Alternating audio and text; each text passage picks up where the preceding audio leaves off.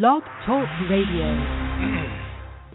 I think this situation absolutely requires a really futile and stupid gesture be done on somebody's part.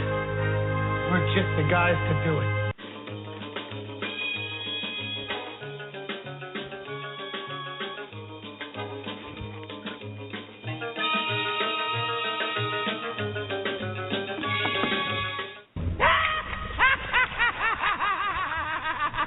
Fun has just begun. Yes, it has. We are back for That Nerd Show 2.0 this Sunday, and we apologize sincerely for all the technical difficulties last week. We know you had to wait one more week for our awesome show, but Skynet hit the trifecta with us last week, or Hurricane Patricia, however you want to look at it. It all happened. But we are back this week, and we got a lot to talk about. And if you saw the title of our show was 1994, the greatest year in entertainment, we're going to talk about that in the second half. So you're actually going to have to stick around 2 hours and listen to the show. I'm Marcus Blake, one of your hosts, and with me as always is Brendan. ¿Qué pasó? And we have back with us today Alex Moore. Good to be back. Thank you. Yeah, the 1994 Greatest Year in Entertainment theme, we've actually talked about that for quite a while, and it seems like we keep getting reminded about things that happened in 1994, so here we are. We're going to put it all together for our show a little bit later. But before we do that, as always, there's a lot of nerd news, and we want to comment on it and tell you some things that you may not know. So we're going to start off with what I think is we're going to start off with two things that I think are the most exciting out of all the news. And no, it's not the Star Wars trailer, but we will be talking about that a little bit later because we didn't get to do a trailer roundup last week, but we'll do it this week. So we're going to start off with this. Longmire Season 5 has been greenlit by Netflix. So we are going to get a fifth season. Fantastic. Right. And by the way, I want to point out that this is one of those duh moments, because you can't leave us on a cliffhanger at the end of Season 4 and not greenlit season. But this is what I love about Netflix and the online format. They go with how many views. So if you constantly watch a show over and over again and you constantly watch Longmire over and over again like I did, I want to raise my glass to you because you are the reason that we got Season 5. Because we don't have to deal with outdated bullshit like the Nielsen ratings. It's very simple. Did it make us money? Yes. Do it again. Right. So, and you know what? They picked right off where they left in Season 3. And, you know, I think a lot of us actually expected one of the characters to survive, and we won't give away that full spoiler, but and the way that the trailer was, I mean, it seemed like that he did. And then it turned out, wow, he really didn't. But just the whole Season 4 was absolutely fantastic, and of then course we needed. They gave you a feint too because you think that that's going to be the whole season, like surrounding that mystery, and it wasn't. It was wrapped up rather quickly, and it just dovetailed into a bigger mystery. Yeah, and they had through so many twists and turns, and by the end, good guys were bad guys, and bad guys were good guys, and you were like, "Wow, I love the writing on this show." Yeah, so kudos to you. It's officially been announced, and we have it back. Okay, so the other most exciting thing that got announced, we knew it was happening, but it's happening this week. Constantine is on Arrow. Yes. Con Man John is coming to Star City. Cannot wait for it.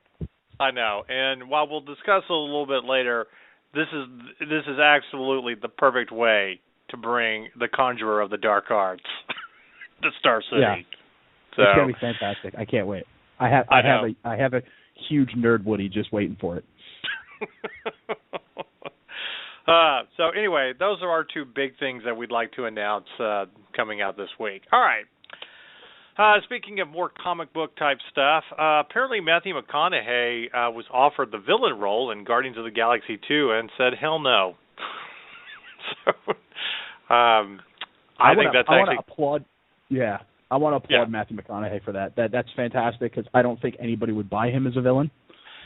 In Marvel anyway, I think he's got to be he's got to be some type of Star-Lord-esque character, a character who's a little off the wall, who's not serious. I don't see him playing a villain at all. So I think that's a really good move on Matthew McConaughey's part. Wait for the part that's right for you. Marvel will find one. Right. The only thing, I mean, really the only role that he has come close to in being dark and could be a villain is in True Detective, the first season, playing Russ. But he wasn't a villain. He was just dark and went to places that other people didn't want to go, and it made him effective in his job. But it was literally the scariest, like, whoa, man, you probably could pull off and be a serial killer and everything, but we like you as a good guy. Matthew McConaughey, he's generally a good guy in everything that he does, even if you don't necessarily like the film. So some guys are born to be bad guys. Okay, like Willem Dafoe can pull off being a bad guy, all right, and be a great, leading man and all that because he's Willem Dafoe. I just don't want to see Matthew McConaughey be ridiculous in in a comic book movie. So good choice on that one. I have to chime in for a second though, because he was a villain and a serial killer in the movie Frailty. Now maybe that movie wasn't taken very seriously, and it was a number of years ago, but he did in fact play sort of a cerebral / sort of sadistic killer. And there was sort of a reveal at the end that he was not what he said he was, and he was fairly effective, at least somewhat, as a villain, at least in that role. Yeah, I mean, I'm not saying he hasn't played villains and stuff like that, but you could even say he was kind of a villain in what's the dragon movie, Reign of Fire. All right. Yeah. But I mean, I'm just saying, like, being the ultimate bad guy and stuff, and being able to pull that off. Good example. The guy who played Nero in the Star Trek reboot movie, and I forget the actor's name, Eric. Anyway, Eric Bana. Thank you. He has played great, done a lot of great roles. Okay. But he actually did a great job playing a sympathetic bad guy in Star Trek. He was evil, pure evil, okay? But he was also sympathetic, and I think he's one of those actors that can kind of cross over, but you definitely like seeing him as a good guy more than you like seeing him as a bad guy. And that's Matthew McConaughey in a lot of ways. So, and Frailty is kind of a very forgetful movie. Just saying. Yeah, that's true. But all right. With the premiere of Ash versus Evil Dead last night, and you can go and read the review on our website about it. It was the first episode was awesome. Before it even premiered, Starz already announced that season 2 was in the works. So, I guess I should tell you how great this series is going to be. So we're going to get more Bruce Campbell and Ash and Evil Dead and all of that. So that'll be really because good. really TV is a lesser place without Bruce Campbell. I agree. I'm still waiting for a reboot of Briscoe County, The Adventures of Briscoe County. Very underrated show. I just want to see an Uncharted movie with him as Sully. True. I mean, that would be fantastic. If I get Nathan Fillion to play Nathan Drake and him to play Sully, that'd be amazing. Right. Okay, so remember how there was all this announcement that they were going to make Alien 5? Maybe not so much anymore. Neil Blomkamp tweeted out this week that it's in a holding and pending pattern. Also depending on Prometheus too. So I don't know what's going to go on with it. He's going on to work with other projects. Am I the only one that's okay with this? I am. I just don't understand why we need an Alien 5. I'm looking more forward to Prometheus 2 because apparently I enjoyed it a lot more than most people. That being Prometheus 1, but and we saw it in 3D, and you know how much I loathe 3D. So at 8:00 in the morning. Yeah, oh God, I forgot about that. Jesus, I guess I drained that out of my memory. But I'm more excited for Prometheus 2 than I am for Alien 5. I just think it's a different story, and I want to see different stories, not the same stories. So, that's my thoughts on that. Well, and I don't think you don't need another excuse to bring back Sigourney Weaver for the Alien franchise. Look, it was fun to see her in Alien 4, and it was actually kind of a good plot of how they brought her back as Ripley, but again, that's it. You've had your run with this character. She can go off and do other things. And that was a good place to leave the story. So, absolutely. So, keep it in a holding pattern. And Fox, you've kind of ruined some nerdy things anyway. Mostly Fantastic Four. Which there is an announcement on that. Apparently, Marvel will be getting back the rights to Fantastic Four and redoing those movies. So, thank you. That'll be, even if you're not a huge Fantastic Four. Even as somebody who's not a great fan, my faith has been shaken, not just from the previous films, but then, of course, the god-awful thing that was here this year, so... I'm not a huge Fantastic Four fan, but at least it gives Marvel a keystone property to build Phase 4 around. And maybe the only way they can go is up. It can't possibly get any worse. Maybe I should say that out loud, but... Yeah, it really can't. I mean... But it also should be pointed out that this year's Fantastic Four was the greatest marketing ploy ever because it actually made the other two movies early in the 2000s look good and get people to buy those on Blu-ray and DVD. It's like Michael Jordan, I love you. I can't wait to see you in Creed. Not going to see that piece of shit. Sorry. No. Creed looks amazing. No. How did you look at the Fantastic Four script and the Creed script and say, yeah, these are both movies I want to do? Like, I get the Creed script, but damn. There were a lot of zeros in the paycheck. I forgot about that. Okay, all right. He's forgiven. Yeah, let's be honest. I take the money too. Yeah, you know why I have the ultimate respect for actors like Michael Caine? Because when he did Jaws 4, he wholeheartedly admitted, I did it for the money and I bought a house with it. That's kind of like what Roger Moore said when he came back and did View to a Kill. Right. Strictly for the money. He was scared to death. He was out of shape. He was too old. He was older than the actress, the love interest. He was older than her mother. So the whole thing was just kind of disgusting when you think about it. Yeah. And then on top of that, you had Christopher Walken. I thought he was the only bright spot in the entire film, to be honest. Well, it also gave me my favorite Bond theme song, and that's "View to a Kill" by Duran Duran. It's the only one to be rated number one in the Hot 100 ever. So that was quite a feat. Yeah. And by the way, we're giving you a little bit of preview of next week's theme show, since it will be James Bond week. There you go. All right. Moving right along. For all you Gotham fans out there, you might be interested in this, but yes, Nathan Darrow, who plays the Secret Service agent in House of Cards, he has been cast as Mr. Freeze. So let's add one more Batman villain to the mix of everything going on. And B.D. Wong has been cast as Hugo Strange. Yeah. Because, they had to shoehorn yet another character in. Right. It's like, when you put them on the screen for 5 seconds, they don't really get to be any developed characters. They just kind of are there. I can't talk about Gotham anymore. Let's move on. Do I really have to call it Gotham? Because I kind of like to just call it Gotham, really. That's sort of just someone like I said. Gotham. Did you see Gotham? That's all I call it now. Oh, that would make a really great T-shirt. The Batman logo with "Have you seen Gotham this week?" I would wear it. That's so bad. All right, let's move on, please. Here's other casting news that's actually exciting. Maisie Williams, the girl who lived, she will be appearing again later this season in her third episode. It would be episode 10, Face the Raven. I know they keep saying, they kept denying that she's not going to be the next companion. She's totally going to be the next companion. Come on.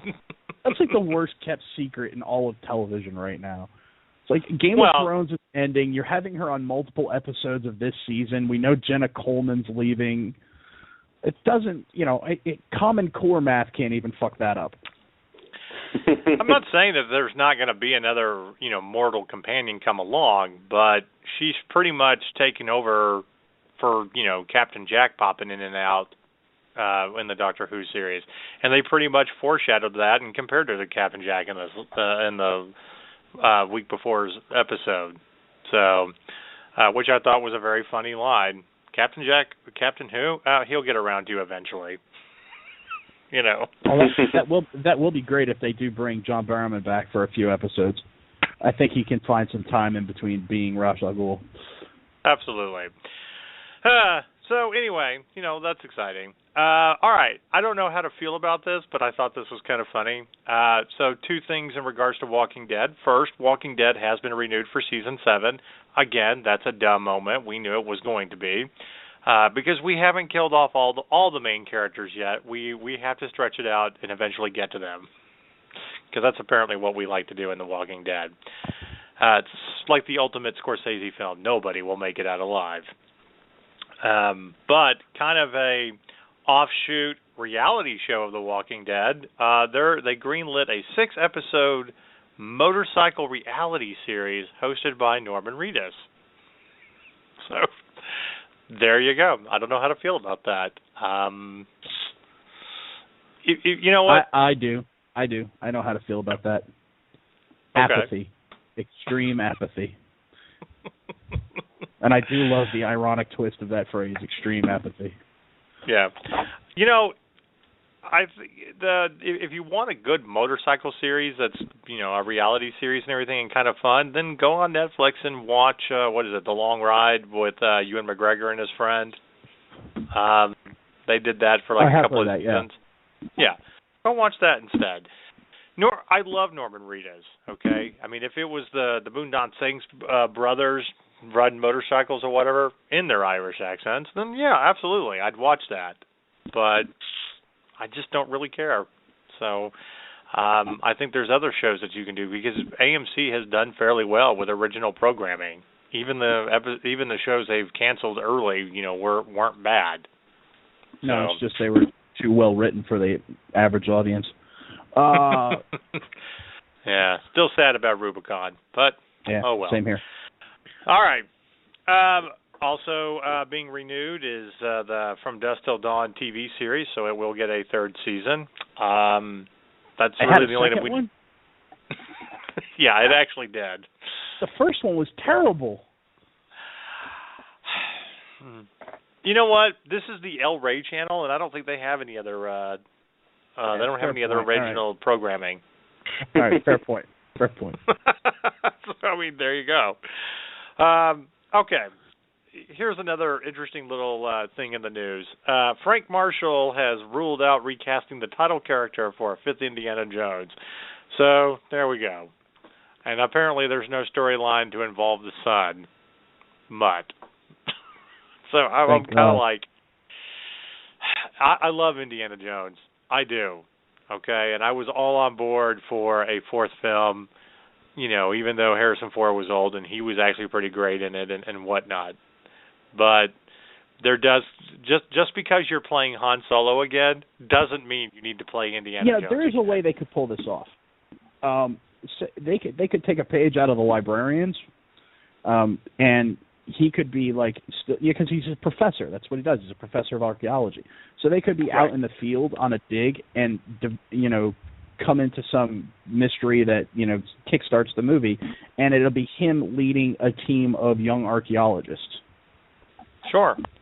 And being a mentor to other characters. That could make sense, and that could actually be a compelling story if well written. But yeah, and if you cast the younger people well, then absolutely. But so I hold out hope. I hold out hope. Well, I don't have a problem with an Indiana Jones movie where he is pretty much like the Sean Connery character, and you have the son. I mean, actually, I think him and Chris Pratt playing the son in the same movie would be a great movie. It would be a lot of fun. Recast the booth. The douche. who, for all you veterans out there that listen to the show, he has one of the all-time best stolen valor stories, too. Because when you're getting arrested for drunk and disorderly, why not tell them you're in the National Guard? That'll always get you out of trouble. I gotta say this though. At least he didn't drop like the Navy SEAL route or something. You know, he lowballed it. You know, he didn't set the ball all that high. He's right. Like, well, The pastor they from West believe Virginia. I'm an 11 bang bang, but I might get away with National Guard. Right. He was thinking George Bush would do it. That's right. You're still a tool of Shia LaBeouf, but we give you at least a little bit of respect. All right. Well, no, I wouldn't go far as respect, but credit. No, yeah. Okay. Well, we'll take that back, then. I'm not going to go that far, no. Okay. All right. Another interesting news item that, and I'm going to tie this into streaming services, two news items. For all of you that the Stephen King book, 11/22/63, they're doing a miniseries or a 9-hour limited event series on Hulu, which got announced earlier this year, and it does definitely have a sci-fi twist because they're dealing with time travel. It will premiere on President's Day next year. So if you're fans of the book and looking forward to that, that's when you will get to stream it. So there you go. Yeah, they just were filming this in Dallas a couple of weeks ago, weren't they? I believe they were. Yeah. James okay. Franco was all over Twitter. Yeah. All these people yeah. That's right. James Franco. Yeah. Yeah, because I remember that he I guess it caused some big traffic problems in Dallas. I was listening to the Russ Martin show, and the traffic was like, stay away from downtown because James Franco's being stupid. Yeah, that's not comparable to U2 when they filmed a music video in New York back in the day, of course, but it's close enough. Maybe for Dallas. Nice. Well, that's coming about. All right, so there's another thing, and we will actually be doing a review on this once the full season drops. But if any of you heard about the Amazon original show, The Man in the High Castle, it's actually a period piece. I can't wait to watch this. Yeah. Like, I love alternate history stories, so this is just totally right up my alley. Well, we do, and this is leading into my story. This is why I forget to email everybody when you're so busy. We do actually have the first 2 episodes, and I will get those links to everybody. But we will be reviewing the full series when it drops on November 20th in a few weeks. But if any of you don't know what this series is about, it's based off the book by Philip K. Dick. And it's about, and like Brendan said, it's alternate history. What if Germany had won the war and the Axis powers basically split up the United States? There's a neutral zone, and the Nazis control the east half of the United States, where Japan controls the western half. And the Man in the High Castle. Yeah. But the premise of it is the Man in the High Castle puts out these propaganda films of what could have happened or what might have actually happened. It's basically a kind of a cover-up, and that maybe Germany really didn't win the war, or we just thought they did. It's misinformation. But the Man in the High Castle is very much like a John Galt type of character, and there's, of course, a resistance movement going on. Now, this is set in the 60s, so it's 20 years after the war. So you get these band of characters wrapped up and involved with a secret mission in these films who start to question everything. Rufus Sewell is one of the main bad guys. He plays an Nazi officer who's an interrogator, and talk about somebody who is absolutely perfect at playing bad guys. Oh yeah, great actor. Absolutely. I mean he's good in pretty much every. He got typecast as bad guys because he does such a good job at it. But he was great in Dark City as the protagonist. That was a film that Roger Ebert liked so much. He actually volunteered to do commentary for that, and he had never done it before. Yeah. And so yeah, Rufus Sewell is just a great actor. Yes, he's a great bad guy, but he is just such an underrated actor. He does not get his due. Can't wait to watch him in this movie or in this show. Yeah, rather, I should say. Well, like I said, we're going to talk about the first couple of episodes before the full season drops in the next couple of weeks. But the reason I'm mentioning this is they weren't sure if they were actually going to get a full season on it. You know, like every streaming service, you do pilots, and you kind of float out the pilots through streaming services and see if anybody's going to be interested in it to determine whether you get the full season. So it was really, they did the pilot like last year. Wasn't really widely known. It just got shuffled in some other stuff with Amazon, and it was only about 6 months ago when they finally decided to do a full season and got everybody together to shoot the season to make the November drop.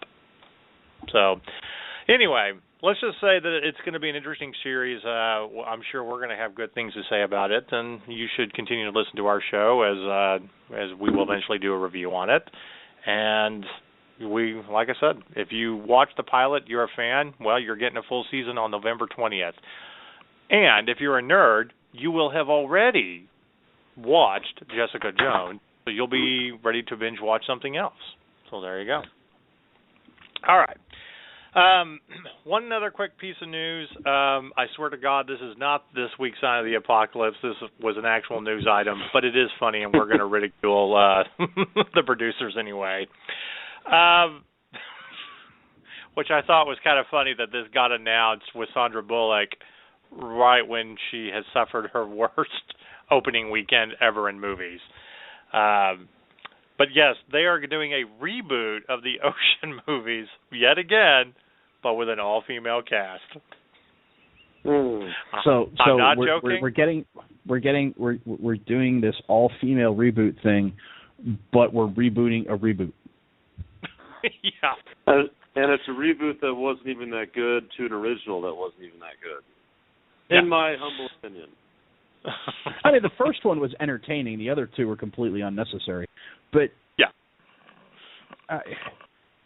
I'm get an idea, Hollywood. Just get like any idea. Like I don't even care if it's a bad one. Just have it be original.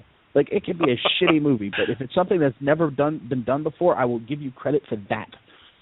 I will put $15 down to see it in 3D IMAX, surround, whatever stupid bells and whistles. Just make it original. I will go see Krampus when it comes out, just because it looks so bad that it's going to be good.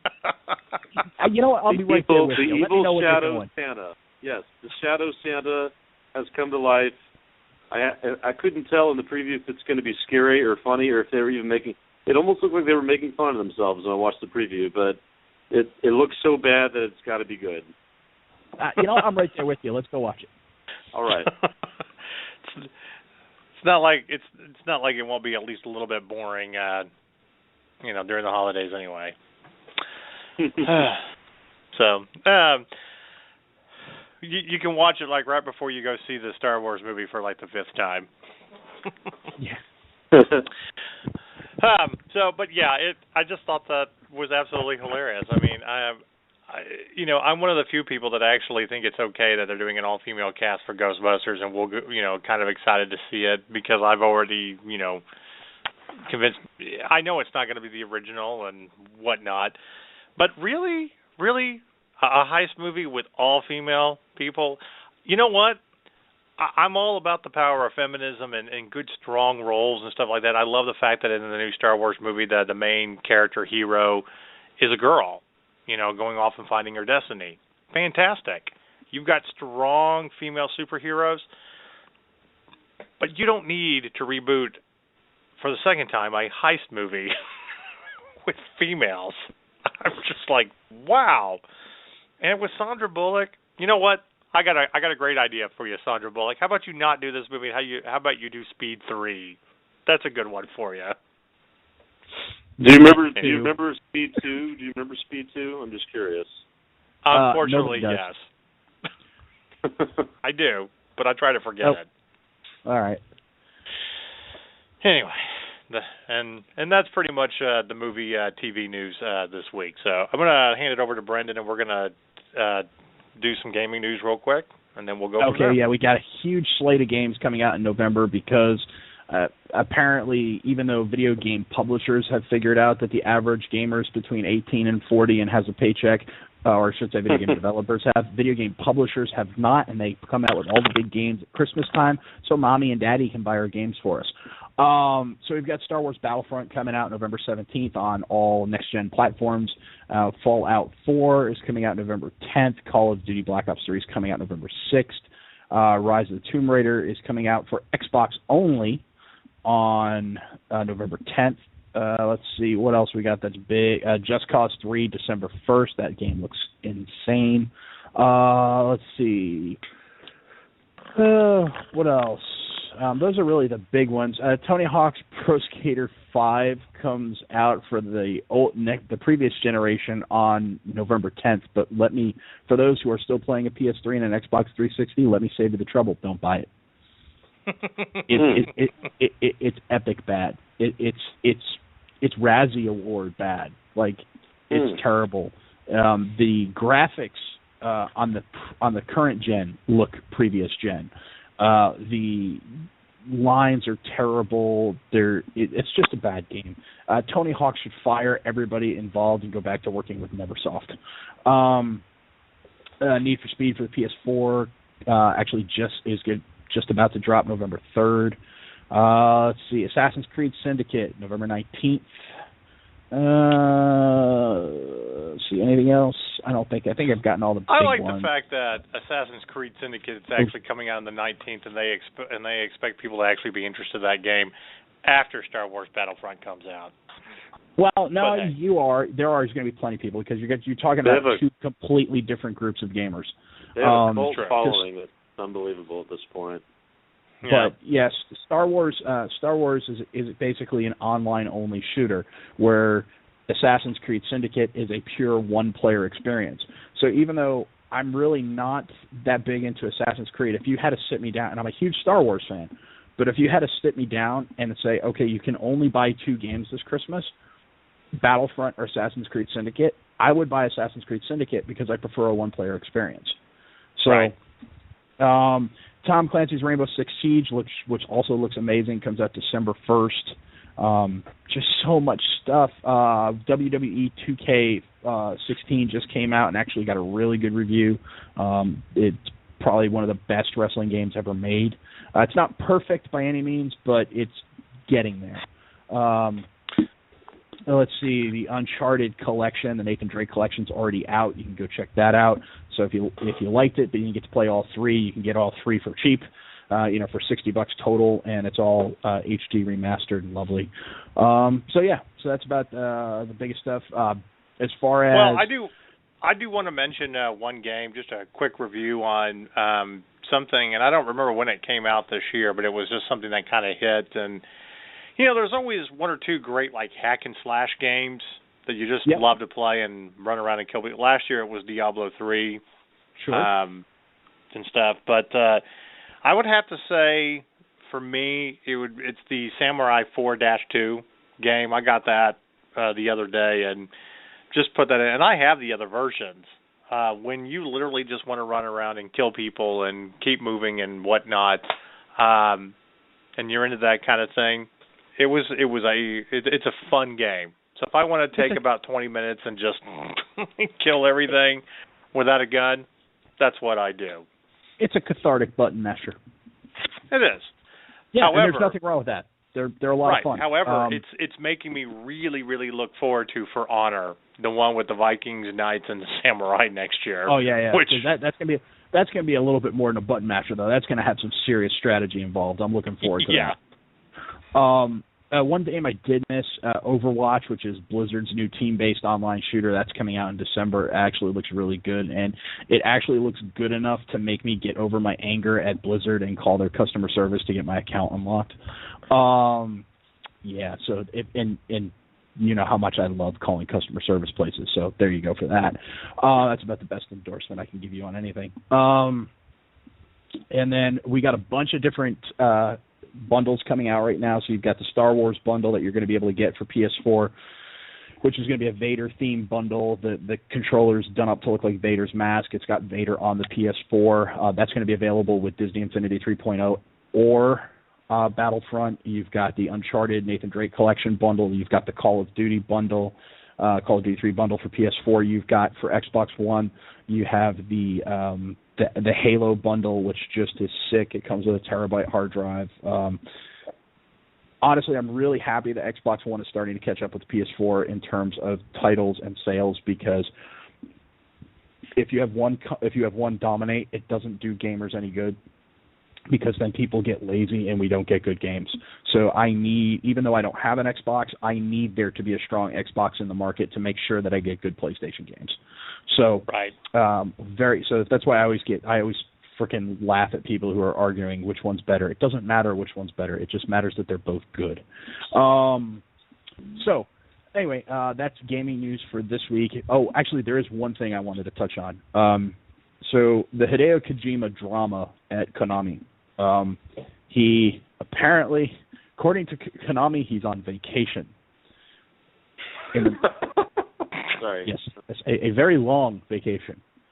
One might say, actually, Steven Tyler might say, a permanent vacation. Nice. For those of you who are old enough to remember that Aerosmith album, you're welcome. But yeah, look, if he's on vacation, in the military we have a similar vacation. It's called terminal leave. That boy ain't coming back.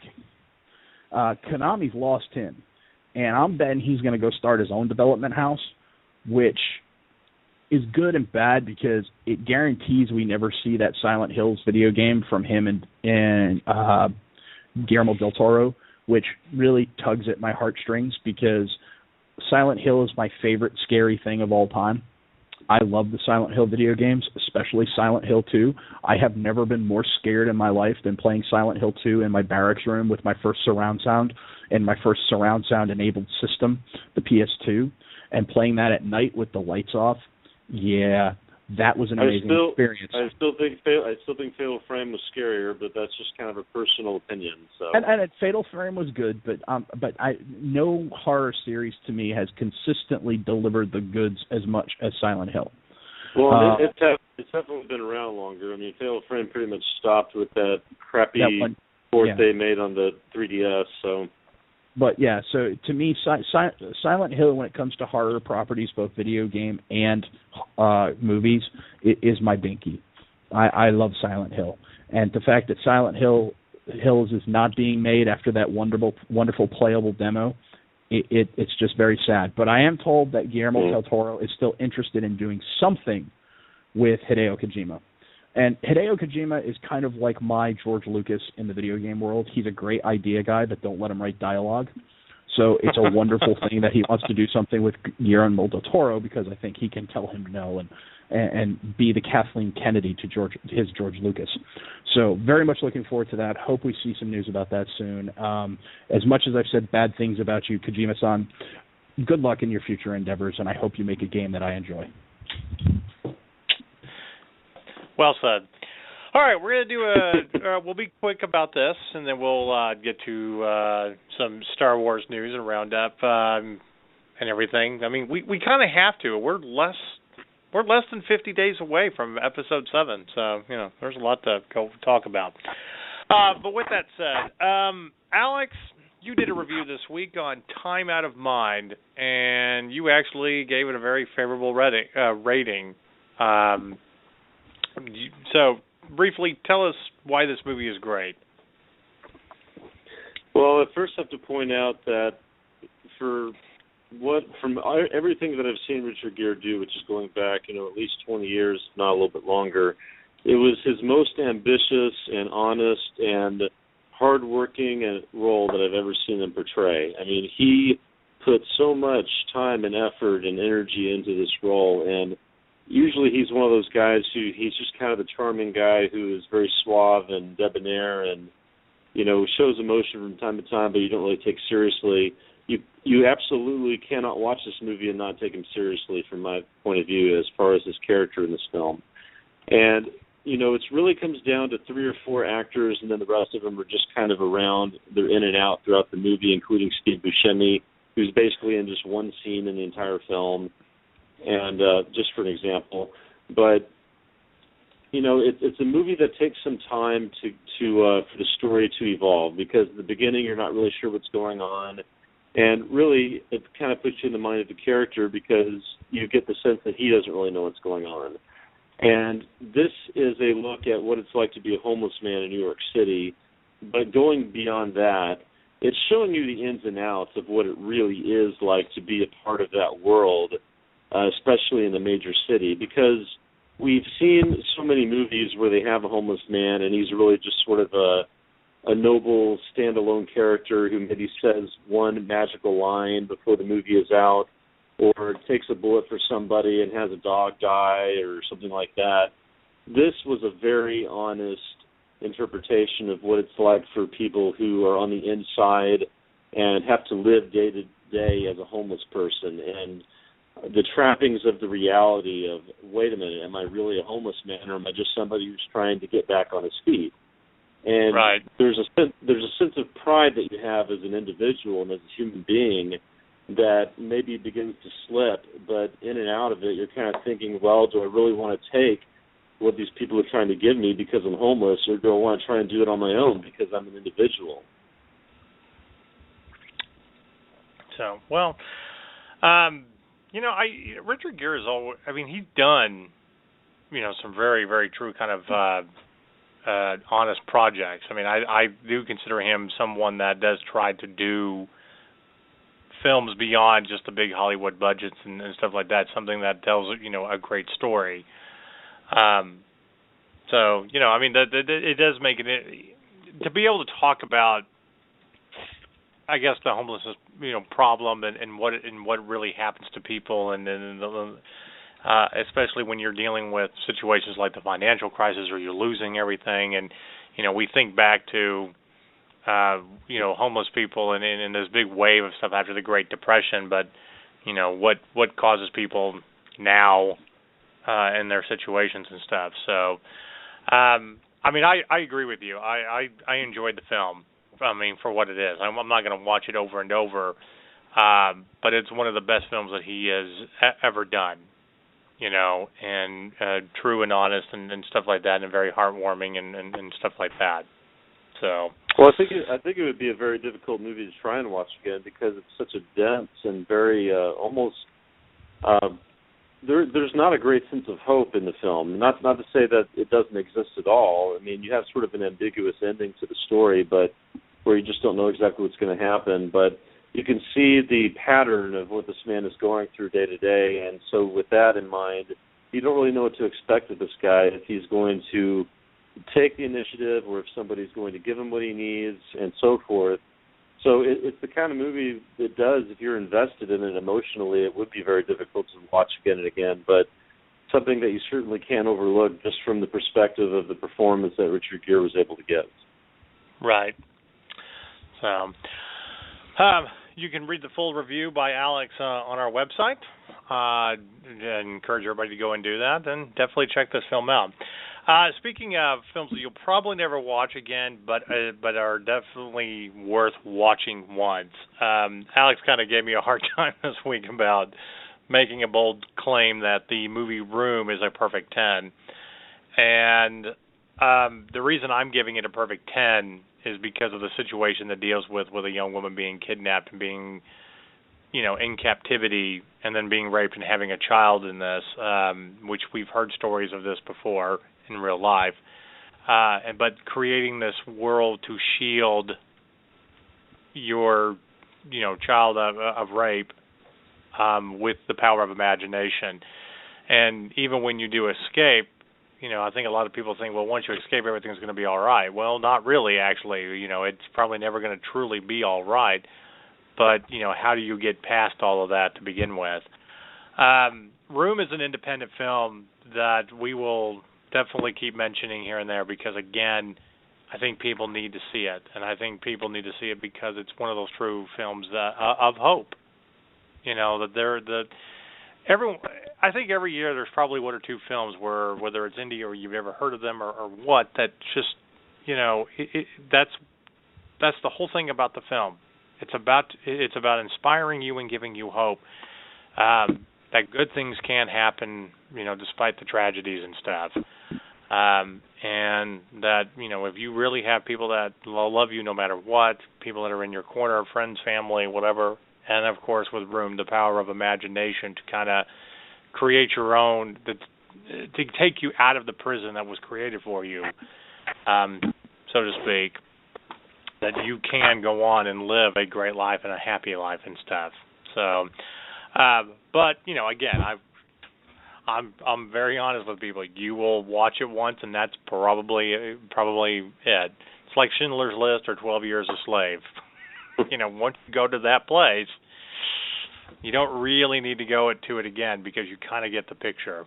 Or The Passion of the Christ, another one that was like, right. Thank you for very powerful film. Don't need to see it twice. I want to ask you, Marcus. Did you see any? Because you've seen both of these movies now. Did you see any parallels in sort of this? You're sort of alluding to the prison of the mind that you face when you actually exit the physical prison, and the possibilities of that.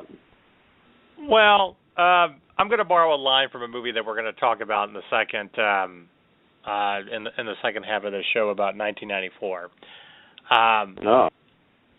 Yeah, Shawshank Redemption. There is hope. It is in your mind. They can't take that away from you. Your captors can't take that away from you unless you let them. Okay? So sometimes, you create a world that's a figment of your imagination to escape. Maybe it's bad, but it could also save you. But I also think if you're talking about parallels between these two movies, then you can't do it alone. We're all connected. We all need friends and family and people that believe in us and want to help us and stuff like that. I think if you're looking at the one thing that is the absence of hope, it's when you don't have anybody. And if you're talking about a homeless problem, then homeless people kind of band together and form their own community because they're in the same situation. And when you're talking about being kidnapped and living in that kind of captivity, whether it's a mother and a son or, other victims of stuff like that, of predators, there's always people behind you that help you get through it, the loved ones, friends, family, whatever. So I think the parallel is that you cannot do it alone, that you need people, okay, whether it's your friends in prison that help you get through it, or homeless people, or other fellow homeless people, or just that loving family that never gave up on you if you were kidnapped. So that's the parallels that I would take from those films.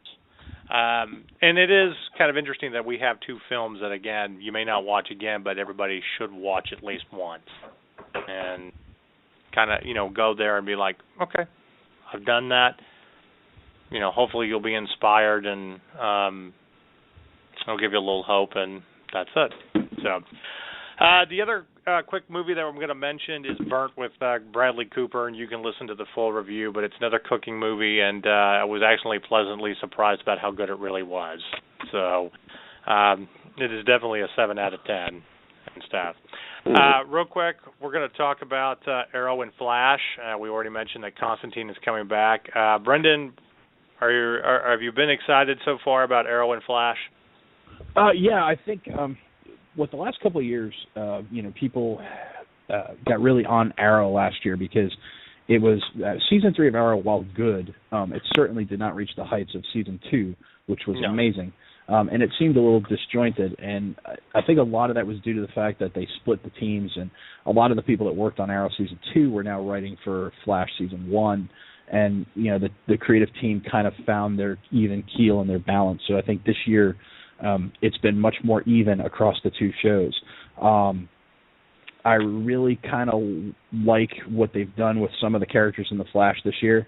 And we'll get into it in the individual shows in a minute. But I absolutely loved the last episode of Arrow and how we're finally past Lance being a judgmental prick, because I love Paul Blackthorne as an actor. I really do. I mentioned this on his Facebook page the other day. I wish he was still Harry Dresden, because even though there's a lot of changes from the Dresden Files books to the show, he was an amazing Harry, even though Murphy was completely miscast and they changed Bob the Skull, but Terrence Mann did a fantastic job as Bob the Skull. I really wish he was still Dresden, because any Dresden is better than no Dresden, but he's a great actor. I love him in this. I loved him in 24 when he was in 24 and playing a bad guy. But it just, the constantly being the unapproving father figure to Ollie was getting old. And now that they've kind of found an even keel and a common enemy, I think the show is going to be much better for it. Okay. Well, due to time constraints, I mean, we'll talk more about Arrow and Flash later on, but overall you've been happy with how they've started both series, right? Yes, very much so, and I'm looking forward to seeing where they're going, and I'm liking how they're each planting seeds for Legends of Tomorrow on each show. The Flash with Firestorm and Arrow with Sarah Lance. So and Arrow with Ray Palmer too, that they're hinting that what we all know, that Ray isn't dead. So I really like what they're doing there, kind of organically growing Legends of Tomorrow bit by bit, just piece by piece, and it's not going to be all, and here's a new superhero team, So it's been it's well paced so far. Well, yeah, so have I. Supergirl, I don't think is going to be as good. I think it'll have its audience. It'll be okay, but for those that are disappointed, I'm not even sure it will. Well, here's the thing. What I was going to say is, for as disappointing as it might be, and with fans, you're always going to have Flash and Arrow, and we know Legends of Tomorrow are going to be great. And hopefully, by bringing Constantine back, it shows how much we love this character and that the CW needs to give him a series back. Because that would be awesome if they replace, because we already know that Beauty and the Beast is getting the shit canned. So is America's next top. Yeah, so is America's Next Top Model, which means that's two spots that CW has to fulfill. And if they could put Constantine over the summer with Legends of Tomorrow, you had those two during the summer months, and then you had Arrow and Flash during the fall and winter months, that'd be amazing. Absolutely. I would hug the CW. No. I don't know how you hug a network, but I'd find out how. All right, so we're going to try to be as quick as possible, even though it's Star Wars. So I'm going to say this. This week's Sound of the Apocalypse has to do with Internet rumors. Calm down, Internet. We are less than 50 days away to Episode 7. We don't need to come up with ridiculous theories trying to second-guess everything, especially with the final trailer and the full 2.5-minute trailer that came out. Okay? No, Luke is not going to be a Sith Lord. Do you know the rioting that would be involved if Luke turned evil? I'm sorry. I just don't see that happening. And to even present, well, it could happen and he's basically going to replace Vader. No, we've already established that there's going to be an evil, Force-sensitive guy. It's not Luke. Two of them, actually. Two of them. We've got Kylo Ren, who we know is Adam Driver, and we've got Supreme Commander Snoke, who we know is Andy Serkis. So, yes. Where does that leave Luke? Oh, I know. Not a freaking Sith. Come on. Besides, you know how many times on IGN this week I had to post a picture of Kylo Ren with his mask off to go, see, not fucking Mark Hamill. Yeah. I get that you're trying to present alternative theories because you don't want, spoilers to come out and all that. And Disney and Lucasfilm have done a great job by, keeping everything under wraps. I mean, there's still a lot of mystery. And even JJ said this past week that there's a reason that Mark Hamill or Luke Skywalker hasn't really been part of the marketing, because there is a big mystery around him as part of the plot of the film. Okay? But he's not a Sith Lord, okay?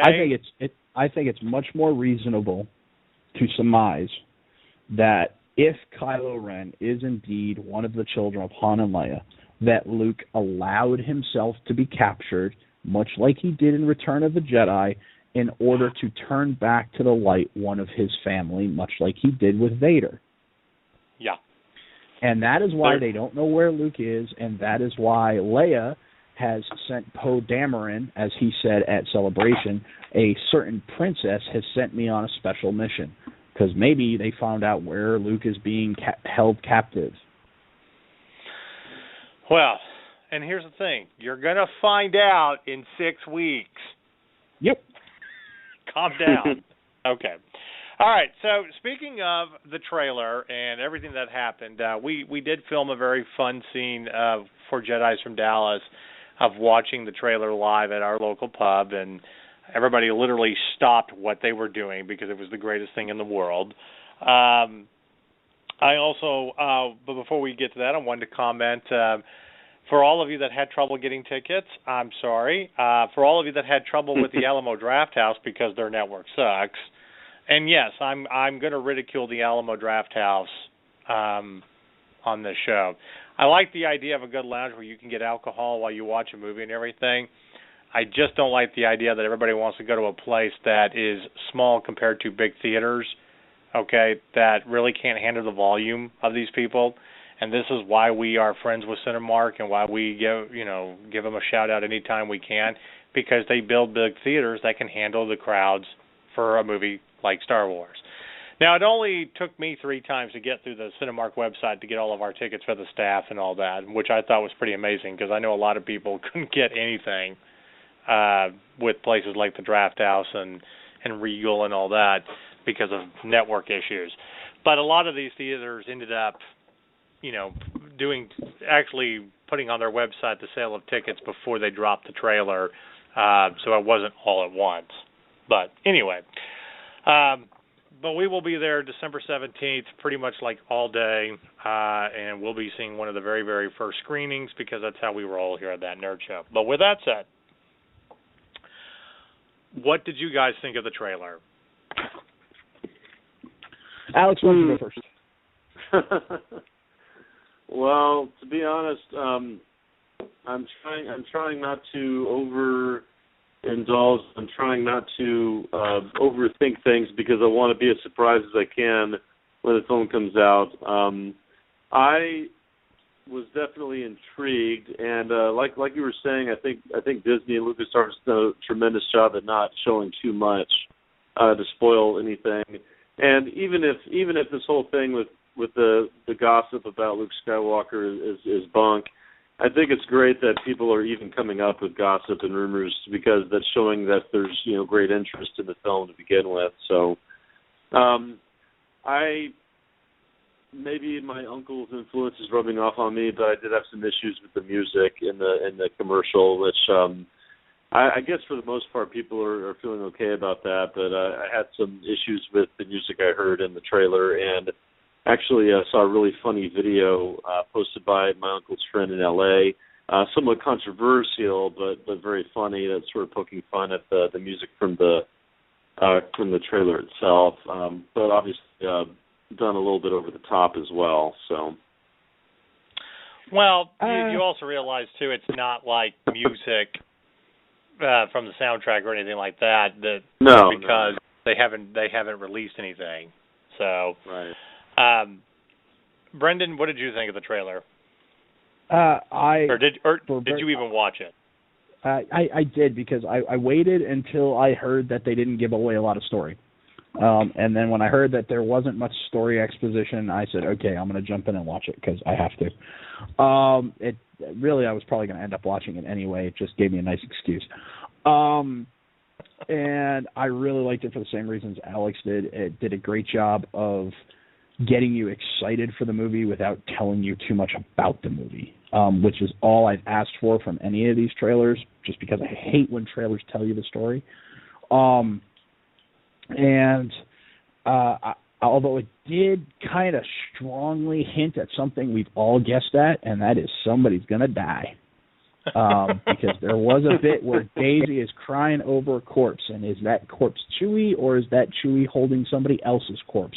We don't know, but there's a lot of shaggy brown fur in that. And, a lot of people are talked about maybe it's Chewie, maybe it's Han, and Chewie's holding Han. I kind of like a theory that one of the guys at IGN came up with, and I think it was Damon. Maybe it was Damon Hatfield. I'm not sure. I'd have to go back and watch it again. But he thinks it's actually both Han and Chewie, and that Finn is fighting Kylo Ren and is way out of his depth, and Han and Chewie kind of go out like Butch and Sundance to save Finn and allow the story to go forward. And that's when Luke shows up, and Luke helps them escape, and Luke trains them in the next generation of Jedi. And that would make sense on a lot of levels. First, we all know how Harrison Ford feels about Han Solo. He doesn't want to do it. He wanted Han killed off in Empire Strikes Back. Right. The only reason why he did do it is because Kathleen Kennedy promised him Indy 5. So that would make sense. Also, I think Peter Mayhew I know he's had at least both knees replaced and possibly both hips. So the last time I saw him at a con, he was using a lightsaber as a cane. I don't think the guy can get into the Chewie outfit much anymore. And yes, they could have stunt people do it and all that good stuff. But really, I don't think you can have Chewie without Peter Mayhew at this point. And I don't think he's going to be able to film Episode 8.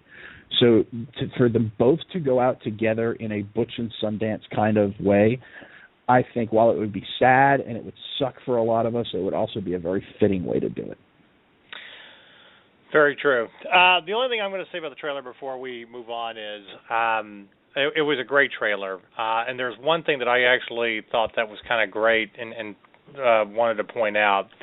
I love the whole idea that the story of the Jedi and the original trilogy and all of that is this big mystery, and it's like it's myth, like it didn't really happen, and that people on the Outer Rims and all that, when the Empire was defeated, you didn't have the communication routes like you did, and if you really think about the Jedi, by the time we get to the Force Awakens, it's really been 50 years since you had a lot of Jedi. A lot of Jedi, yeah.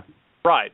So, of course, it would have fallen to myth as, I've heard they were real, but I've never seen one or heard or anything like that. It's after 2 generations, it's just stories I get told around a campfire, that kind of thing. And that Han, who was the non-believer and skeptic in Episode 4, is now all of it is true. Okay? So now you get the sense of, this is your destiny. You are meant to be this, and it's not just a myth, and you've always known it, and all that. And it could even lead into the story that maybe Rey is, not one of the Skywalker kids. Maybe she's not related to any of them, but her story is somehow connected because of Luke really is the last Jedi. Okay, and once he goes, he has to train somebody to keep it going.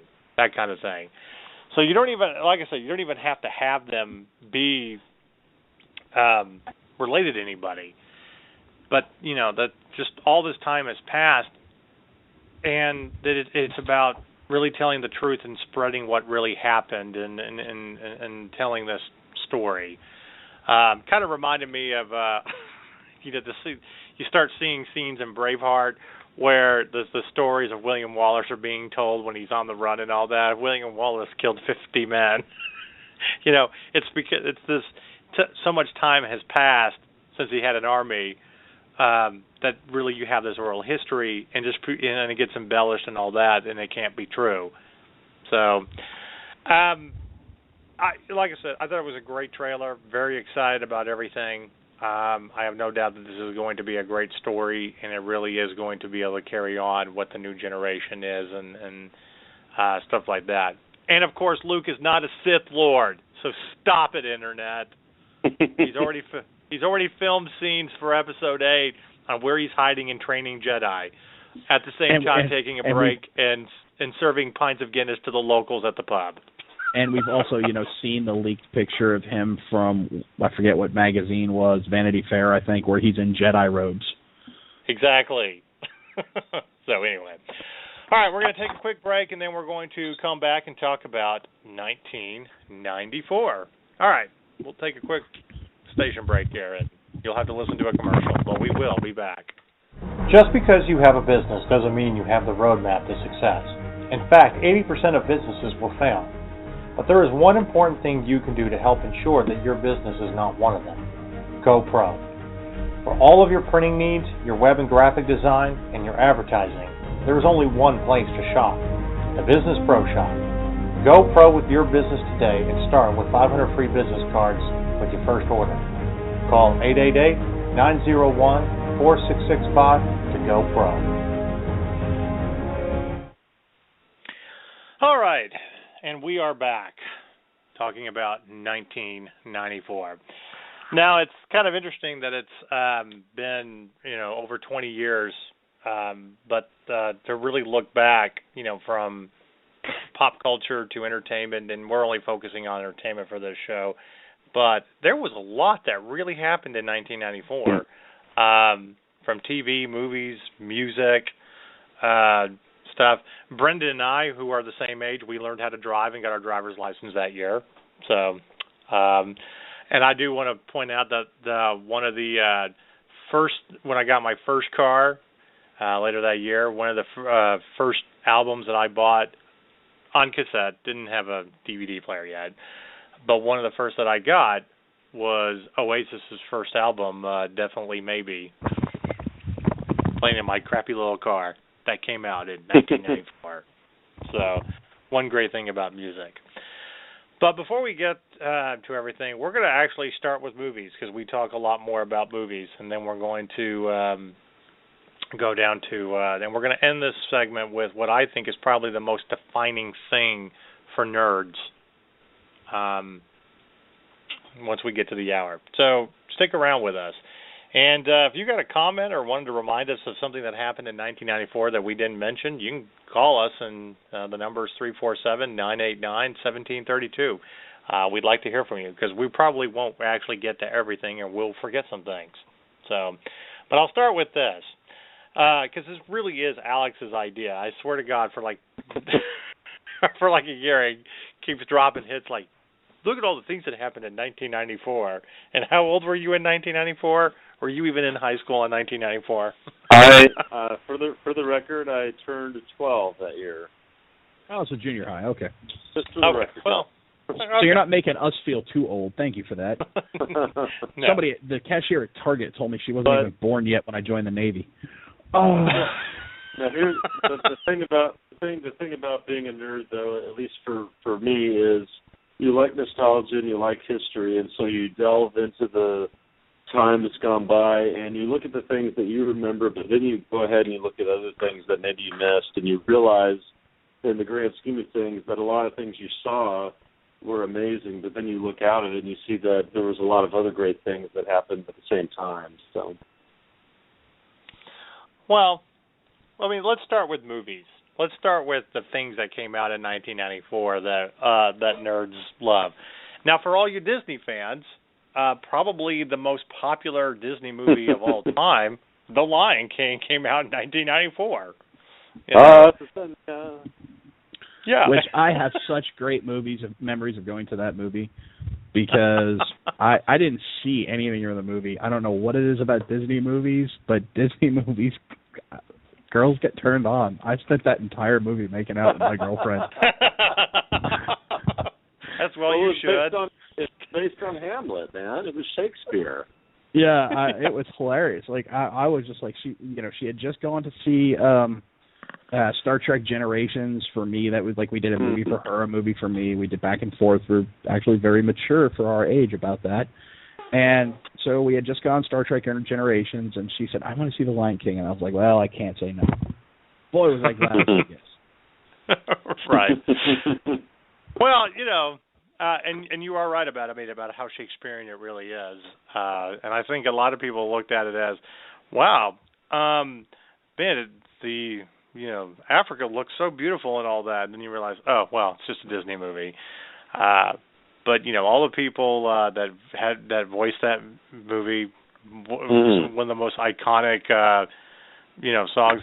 Actually, one of the most popular Elton John songs post like the 70s and everything. So I mean, it is still I think the highest grossing Disney movie ever. I think The Little Mermaid was the only that was the one behind it. And those movies kind of brought back Disney from the ashes, because Disney didn't do so great in the 80s, and when they came back with Little Mermaid, decided to go down that road with the musicals, they suddenly started having massive hits again. And so it kind of started with Little Mermaid, and it went on, and for me anyways, it ended with Lion King, because I kind of stopped seeing those movies. Once Pocahontas was around, I kind of was not into it anymore. Right. Well, I don't think I watched The Little Mermaid only because I had a little sister that was born in 1989, so of course I had to watch it over and over, and I was generally pleased that when The Lion King came out, that she loved the film, so there was a different movie to watch over and over and over from Disney, and it was one that I enjoyed. So yeah, the most iconic Disney film that, at least for our generation. I mean, I know that people are going to say Snow White and Bambi and all that, but at the same time, I mean, in the modern age, especially with the beginnings of the internet. By the way, here's your little trivia, little piece of trivia. In 1994, the Netscape browser launched. Now, how many of you are old enough out there to remember the Netscape browser? Yeah. Netscape, wow. Yeah. Wow. I remember Windows 95. Did that get released in the fall of 94, or was that in actual 95? No, it was 95. It was like October. So it was the beginning of 95. Okay. Yeah, it was October of Netscape, 95, actually. I was a junior in high school. Okay. And I remember I was actually working at a Kmart when that happened, and I remember people coming in and buying the software. It was like, yeah, the greatest thing in the world, which at the time it actually really was. Yeah, that was one of their good OSs. Right. And I remember the commercial distinctly because it had the song "Start Me Up" by by the Rolling Stones. By the Rolling Stones. Yeah. So, but okay. So for other movies, you had Jim Carrey's probably. Actually, you had two of Jim Carrey's most famous movies. Three. If you were a Jim Carrey fan, Ace Ventura and The Mask, and Dumb and Dumber. Absolutely. And Dumb and Dumber. You're right. I forgot the that third one. That was the absolute pinnacle of his career. Incredible trio for 1 year. Absolutely. And he has never been the same since. And it's not my favorite comedy from 1994. None of them are. Ah, okay. No. Clerks. Exactly. And that's the old. And see, that was the birth of the indie film, because indie. Yes. Film, that was an important film for indies because because really Kevin Smith kind of launched it with Miramax, I think, because it was on a low budget and Miramax. Yeah, they spent more money on they spent more money on the soundtrack than they did the filming. Right. Yeah. Yep. And in the same year, you had you had the indie film that kind of changed the landscape for indie films, and then you had the documentary that was responsible for changing the way documentaries were made, and that was Hoop Dreams. Yeah. Yeah. But it was a groundbreaking year, though. I mean, look even for mainstream film. Look at some of the movies that came out mainstream film: Forrest Gump, The Shawshank Redemption, Pulp Fiction, Interview with a Vampire. Yeah. And let's not forget about the summertime, because we had Speed and True Lies in the same summer, and those were among the greatest. Exactly. So. Right. Well, wait a minute. Well, we've got another wait a minute. film that we're forgetting too. Let's hear it. Go ahead. Okay. Leon. You're throwing throwing True Lies and Speed in there, but no love for Stargate. Stargate, 1994. A great sci-fi film of '94 for sure.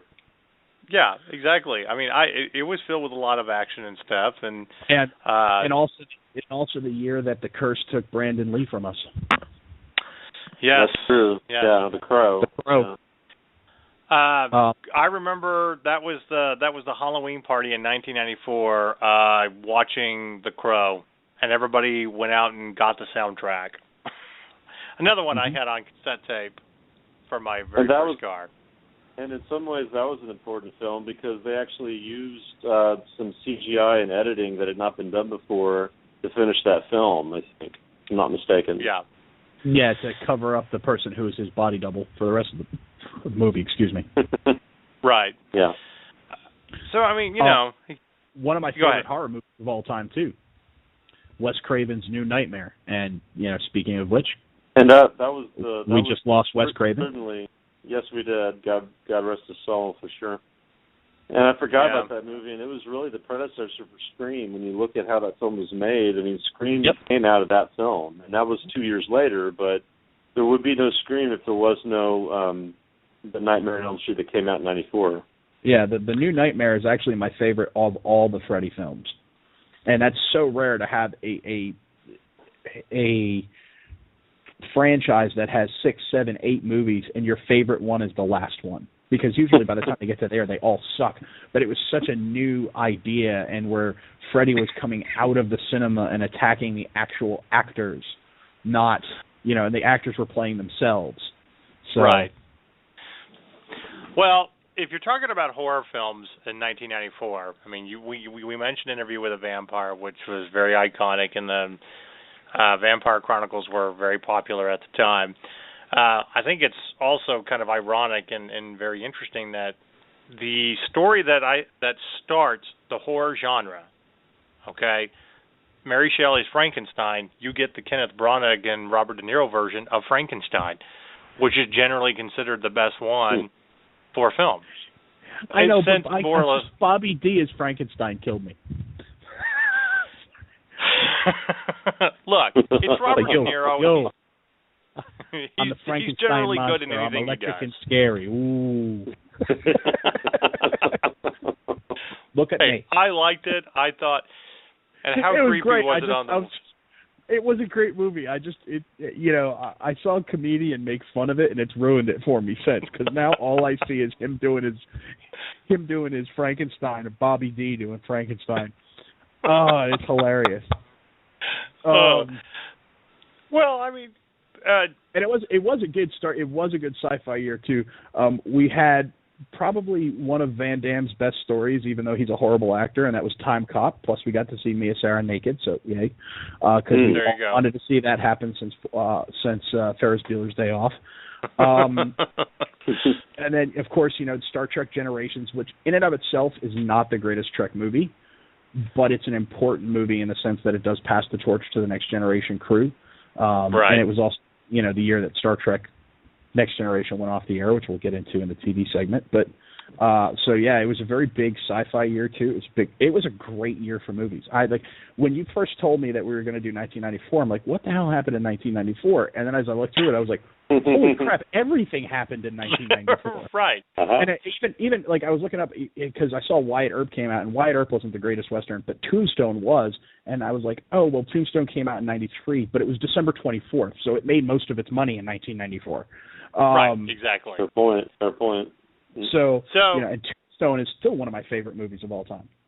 Okay, so going back to Brendan making out with an ex-girlfriend during Lion King, setting it up that Lion King was a good make-out movie. It was not the king of make-out movies in 1994. You know what was? Legends of the Fall, because every woman was crying at that and loved Brad Pitt. And if you took a woman to go see that, you were pretty much guaranteed to get some action. And for us back then, it was pretty much second base. I got to touch boobs during Legends of the Fall in the theater, and I think the only reason to take a girl to a Brad Pitt movie in the '90s.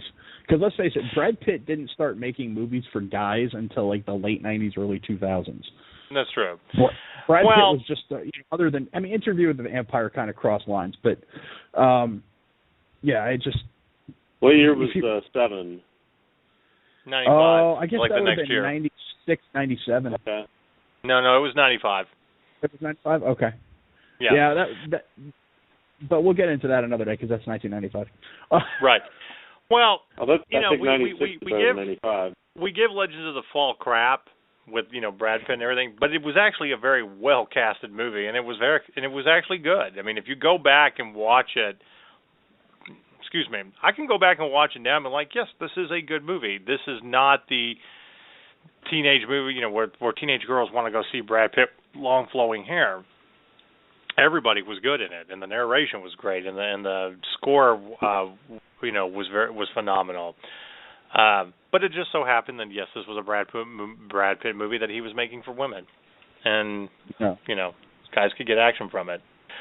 You also had the Flintstones movie, which probably never should have been made, but the fact that you had a Flintstones movie. Well, that has one of the all-time worst casting choices of all time. What, Rosie O'Donnell? It was, and if I have to say who it is, then yeah, I'm in. Yeah, I mean, come on. Rosie, no. There wasn't another Western that is well worth mentioning, even though one of the stars. Right? Yeah, thank you very much. Absolutely. That's a great movie. I That's forgot all such a about great that movie. one. Yeah.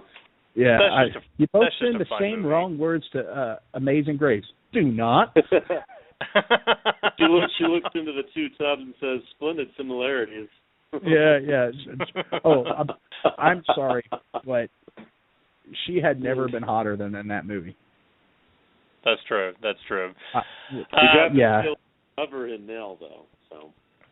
Yeah, but it's just she just. I'm not saying Nell's not a good movie. I should say, but. Yeah. Yeah. You also had one of the best for all the wrong reasons. So. Yeah. So you also had one of the best movies in talking about like reality TV and teenage angst and everything. Reality Bites with kind of a young Winona Ryder and Ben Stiller and Ethan Hawke and everything. And it's kind of like on the cusp of independent movies, not true independent like Clerks.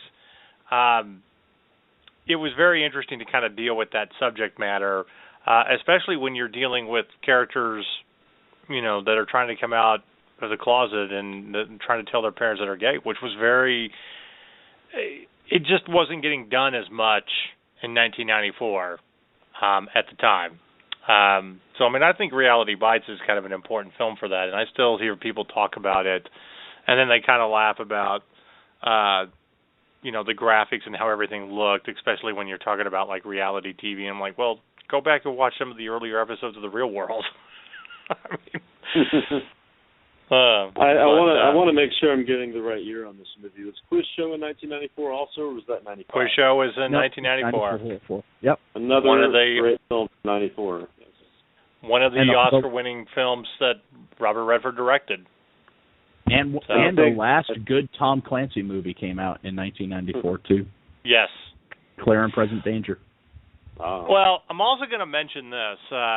There wasn't really many great books that came out in 1994. I was looking some stuff up, and there's some good Star Wars expanded universe novels and everything.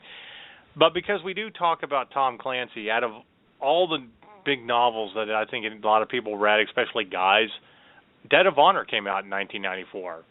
And pretty much foreshadowed 9/11. Yeah, that's such a prophetic book. So for those of our listeners who have not read Dead of Honor, what happens is in Dead of Honor is there basically was another Pacific War, and it's very convoluted, the plot, like most Tom Clancy's are, so I'm not going to try and explain it here because that would be pointless. There's a reason why the book's 1,000 friggin' pages. But what happens is the Japanese lose terribly, and mainly because of the actions of one Jack Ryan. But this pilot who loses his son and his grandson in the fighting decides he's going to fly his passenger jet into the Capitol building during a joint session of Congress in which Jack Ryan is being initiated in as the vice president. Well, everybody's there except for Jack because he's the one that's coming in. So both houses of Congress, the entire joint chiefs of staff, the Supreme Court justices are all there, and the president's there, and they're all waiting for Jack to come in. And this happens like as he's driving up. This plane flies into the Capitol building, and they drive him away. And the book ends with him looking out the CNN building in D.C. at the pyre that is the Capitol building. And then the next line, or the first line of the next book, Executive Orders, is Jack turns around from the window. And it's just such an amazing ending. If you have not read any Tom Clancy books, do yourself a favor and read Dead of Honor and Executive Orders. They're amazing. Yeah. But, like I said, it coincides with something very interesting about the last great Tom Clancy movie and, a very good book and everything. So getting back to movies, there's one movie that I still absolutely love. I can't believe it came out in 1994. It was probably one of the better movies with Brendan Fraser, but I love the movie Airheads about the kind of a grunge band that takes over the radio station. Well, then think about who's in that: Joe Montana, Steve Buscemi, Kramer, Chris Farley. Right, Chris Farley was in it. Ernie Hudson was in it. It was one of the first, and it was the only time you had a hostage situation where one of the hostage takers' demands was naked pictures of B. Arthur. Right. Outstanding. That was Judd Nelson, right? Who played Judd Nelson as the record executive. And who was the director who played the cop who was trying to trick them? I forgot his name. Groundhog Day director. No, that was Harold Ramis. Harold Ramis, yeah. Okay. And you remember the question that they asked him? Okay, they're like, give me, which side did you take between Van Halen and David Lee Roth? And he's like, Van Halen, He's a cop. He's a cop. Wait, give me another one. And then they ask him, who's got, what was it? Who would win a wrestling match, Lemmy or God? Right, Lemmy or God. Lemmy is God. Trick question. Lemmy is God. I think it's also it should also be pointed out too. It's one of the funnier films with Adam Sandler because you have to go back early in his career. I mean, except for like Pixels, which was very kind of nostalgic and humorous and all that. He has not turned out like any really funny movies. I mean, I like The Wedding Singer. And I thought 51st Dates was kind of cute and everything, but like true funny Adam Sandler, Saturday Night Live, Why We Fell in Love with Him, Airheads is one of the best, before he gets all goofy and Happy Gilmore. The thing I really liked about that movie and Airheads, and I don't know how many people realize it, is that they filmed it right across the street from the Nakatomi Plaza. And there are eerie similarities, like they were paying an homage to Die Hard in some of the scenes throughout the film. That if you look at it, it actually kind of makes sense the way they're shooting it. It's like they're kind of playing sort of homage to Die Hard, but doing it in a very funny and convoluted way. And I thought that was kind of interesting. All right, so for the listeners out there, since we're talking about this movie, we'll give you a couple of minutes. But without Googling it, can you tell us the name of their band in that movie? Because they make quite a few jokes about it. The Lone Ranger. You just gave away the answer. Oh, I thought you were asking us. Grief. I thought you were asking us. For our listeners. Hey, man. And I'm the one. I didn't get that part. No, I've been drinking too, just not beer. Oh, okay. Well, all right. We'll let you slide because you said you were drinking. But anyway, I love the joke. How can you pluralize the Lone Rangers? I don't understand. Well, you're not exactly lone, are you? Yeah, Joe Montana is. Yeah, I mean, it's a stupid movie, but just the amount of people that you have in it. Michael McKean is the station manager. Yeah, who was absolutely brilliant. I forgot about that too. Yeah, he's tremendous. Yeah, I always every time I see him, all I see is Mr. Green from the Clue movie. Right. But now we need to come up with another trivia question later on, since I blew that one. And since we are getting close to Christmas, one of the higher-rated Christmas movies to watch every year, The Santa Claus with Tim Allen, which was actually fairly humorous.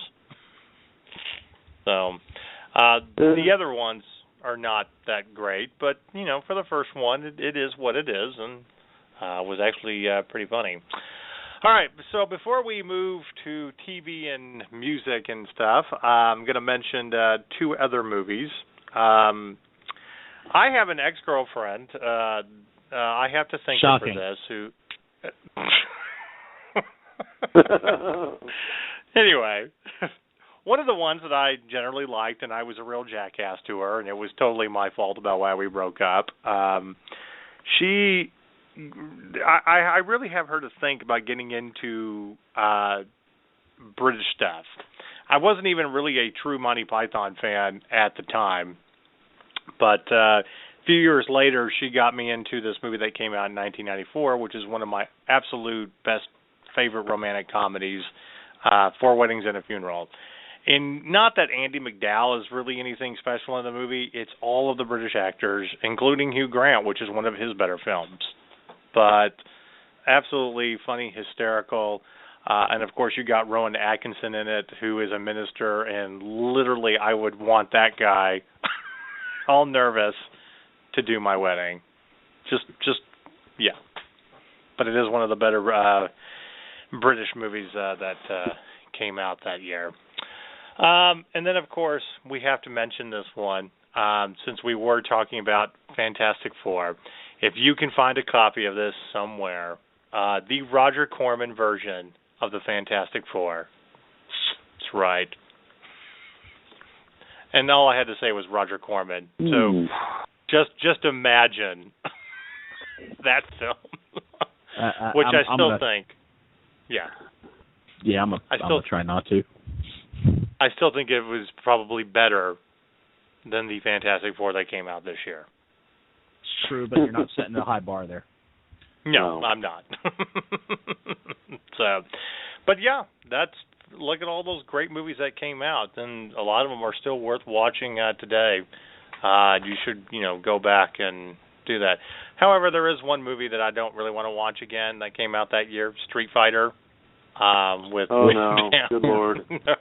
That was just terrible. All right. Poor Raul. I'd just like to point this out. Poor Raul Julia. The man wins an Oscar for playing Archbishop Romero. What does he get remembered for? M. Bison and the Addams Family. I thought Addams Family Values was pretty good. He won an Oscar back when Oscars actually meant something for playing Archbishop Romero. He gets remembered for the Addams Family and M. Bison. Yeah. But the story of how he came to play the role of M. Bison is pretty heartwarming, and he actually died shortly after the release of that film. So there's that, but just the fact that we had a Belgian actor playing an American with no American accent as Guile was kind of mind-numbing to me. Yeah. Also, one other last movie to mention, and I'm going to be sarcastic on this, so women, you can be upset with me if you want, but Demi Moore and Disclosure, where the woman was sexually harassing the man. And I think we would kind of like that. I kind of like that movie, though. Yeah, I'm not saying it was a bad movie. I'm just saying we all want to be sexually harassed by Demi Moore. I remember when that movie came out, and the big story was how Michael Douglas couldn't keep it in his pants, because between that and Basic Instinct and what was the other one with Glenn Close? Fatal Attraction. Fatal Attraction. Thank you. Yeah. Yeah, I mean, it's like you're constantly ripping the clothes off of all your female co-stars. Can you keep it in your pants? He was like, why would I want to? Have you seen these women? Yeah. And that was also one of the movies where, Demi Moore was hot. Yeah. So, and you want to think about it as Dennis Miller said, nipples like pencil erasers. Hey, that was a good imitation too. It actually sounded like Dennis Miller when you said that. Yeah, that's what I said. There you go. Yeah, that was great. Well, if you want to talk about a movie that's outdated from the 90s, that movie looks so 1990s. I have to say, that one is very outdated looking. But yeah, it very much is. But anyway, those are all the great movies that came out in 1994. I mean, and how many years, with movies can we say that many great movies came out? I mean, not even years where we have so many independent films now. Can I remember where it's just absolutely, this is a fantastic film. Even the years that we've been doing that nerd show, I mean, we talk about all these movies that most of them are at least a 7 out of 10. The 7s, they're not great, but they're fun movies, like Airheads or Maverick. Okay, we don't get that many fun movies year after year anymore. Not even with independent at films. this point, if we get 10, we're lucky. You're right. Absolutely. So, but while there was a lot going on in movies, there was also a lot going on in TV. So, and we're going to start with, since we're nerds, we're going to start with two great shows. The first being Babylon 5, started in 1994. Oh, I love me some Babylon 5. And for those who don't know, coming next year, I will be cosplaying Londo Mollari at different conventions here across Texas. So nice. Very much out. Yeah, very much looking forward to. I've got an actual. Basically, all the costumes in Babylon 5 were done by a theater designer, and you can tell because everything's so big and exaggerated. Because in the theater, you have to make it that way so that the people in the cheap seats can see it. So I found myself a person who is a theater designer in costumes in Houston who does contract pieces for cosplay, and so she is making me my Londo Mollari costume, wig and all. So I'm very much looking for this.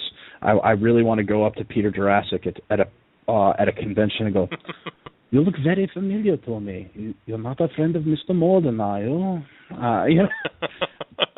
So, well, it's good that I have found you. We have to get an important message to Homeworld. We're out of Bravare.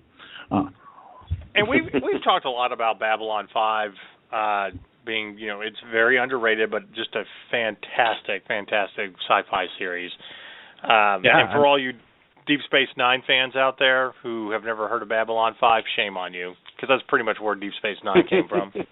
Yeah, and Deep Space Nine is great, and they're different characters, and they're each great in their own way. But what I love about Babylon 5 is, first of all, it's written by John Michael Straczynski, who, if you don't know who he is, but you watch The Real Ghostbusters, you know who he is. And when I say it's written by JMS, it's not like he wrote 5 or 6 episodes and he was the overall executive producer like most shows. No, out of the 120 episodes, he wrote or 110 episodes, he wrote 103. He had unprecedented creative control, and it's amazing because you'll see stuff in season 3 that harkens back to a loose thread from season 1, and you're like, oh my God, that just tied that up. And then something in season 4 will go back to season 2, and season 5 to season 1, and it's just amazing television. Go get it. If you have to pay for it, do so. If you don't, and you know websites that are available where you can find things, you can get all 5 seasons, and it's worth it. Just go watch it. That's true. So the other show that we want to talk about besides Babylon 5, the second season of X-Files. While it started the year before, I honestly think that one of the best years for the series came in season 2 because that was the year that there were so many very, very important storylines that added to the mythology of the X-Files. One being, Scully getting abducted. Okay. You also end that season with the first part of my absolute favorite 3 episodes. A great way that really talks about the mythology and getting the MJ files, so to speak, which is the government's proof they've been denying knowledge of extraterrestrials. But yeah, that whole year between 93, 94, and it just you had that entire year of X-Files, the way it ended with season 1, and then the carrying over into season 2 was just phenomenal. Again, probably one of the best. And by that time, X-Files before, Fox was one of the main stations and stuff. It was... Well, it's what put Fox on the map. Right, exactly. I mean, Fox was in the same kind of slot, channel slot as what, the CW is now. So it was shows like that got Fox into the mainstream. So yeah. Now I'm not saying the Supernatural is as good as the X-Files, although I do love Supernatural. But you could say that Supernatural is the CW's X-Files because it pretty really much, did. It gave them that credibility in order enough to bring us shows like Arrow and The Flash. Exactly. Nothing against Smallville. Smallville was good for the CW, but it also tapped into the Dawson's Creek type audience and tried to bridge the gap between that younger audience and nerds.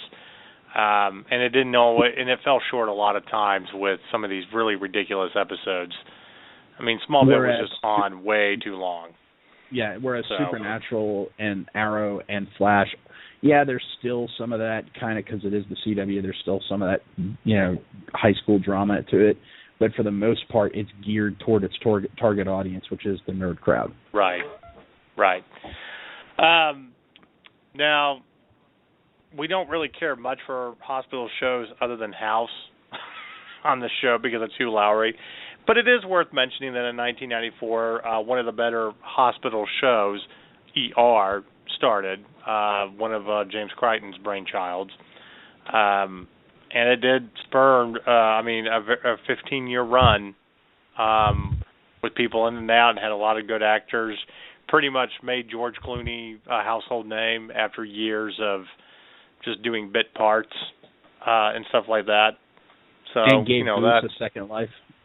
Exactly. Anthony Edwards got a second life, and his storyline was very, very good throughout the entire series. I mean, again, This trying to mention though. Oh, I'm sorry. Go ahead.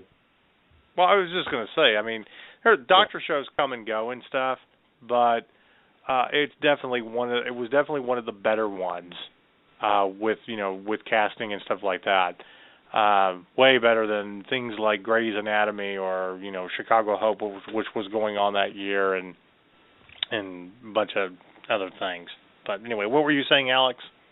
Well, I mean, first of all, NBC pretty much ruled Thursday night at that point because they not only had ER, but they had Friends, which was just beginning, and it was a good show. It was a great popular show. And they had Frasier, they had Seinfeld, of course. So they were pretty much ruling Thursday night. Well, that was with that lineup, but that was must-see TV, as they dubbed it. Absolutely, right. But something I heard about later on was that ER and Jurassic Park were linked, and what I heard was, I don't know if it's true or not, but what I heard was that one was going to be made into a movie, and the other was going to be made into a show, and Spielberg decided to take Jurassic Park on as a movie, and so ER was turned into a TV show. Imagine if it had been reversed, and ER had been made into a film, and Jurassic Park had been turned into a show. I think everything would have gone wrong if they had done that. Yeah, I mean, the thing about ER is there's so many stories that come in and out, and so many like little side characters. I don't see how you could even do that in one movie and be able to tell. I mean, I know the pilot, which was 2 hours, it was a great 2-hour movie on TV, but I don't see hospital shows, honest to God, have to be TV series. They really do. And I don't honestly see a dinosaur story turning out to be a hit TV show and being able to tell that. You have to do that 2-hour movie that's kind of scary, and if you can get some sequels out of it, that's great, but there's only so much you're really going to be able to do with it. I think they made the right decision on both of those. So. Yeah, absolutely.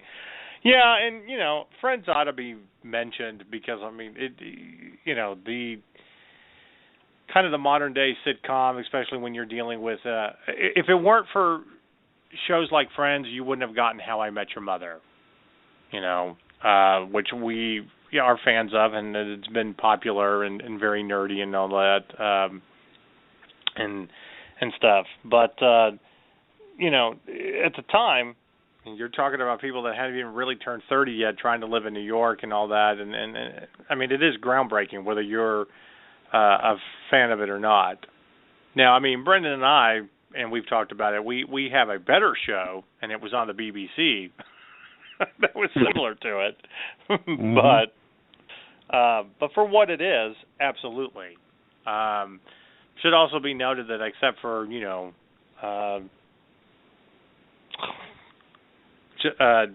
Jennifer, whatever her name is, that I don't care about. Yes, thank you. Yeah, who's had, a pretty good movie career. Everybody else has just been kind of all over the map here and there and hasn't really had the same fame that they did. Now, I certainly do think... not Dane, yeah, for sure. Yeah. I do find this particular story very interesting. And this is kind of a crossover to the internet beginning, so to speak. 1994 is really where the internet started coming out and you started doing stuff and with news and all that. I mean, in fact, you had the first online publication launched that year. Was the Daily whatever out of London. Okay. So I mean, if you talk about an information age being able to make things popular, really, I guess, bring a viewership together to where they can talk about it. Friends launching at that time was very significant with the internet because people getting involved in that show. It really made everybody household names. But I like the story of the producers telling all the actors who were relatively unknown, after filming, and they did the whole presentation of this is our new TV shows. Here's some money. Go hang out in the casino together. Go walk around because this is the last time you're ever going to be able to go out incognito and not have people recognize you. And literally 6 months later, they were all kind of household names and had paparazzi following them and stuff like that. And that was part of the day of the age of the internet and pictures being blasted all over the place and stuff. So, that show comes out 5 years before, may not have been as popular. If it comes out 5 years later, it probably would have been canceled after a while and not lasted as long because you had more and more shows like that coming out.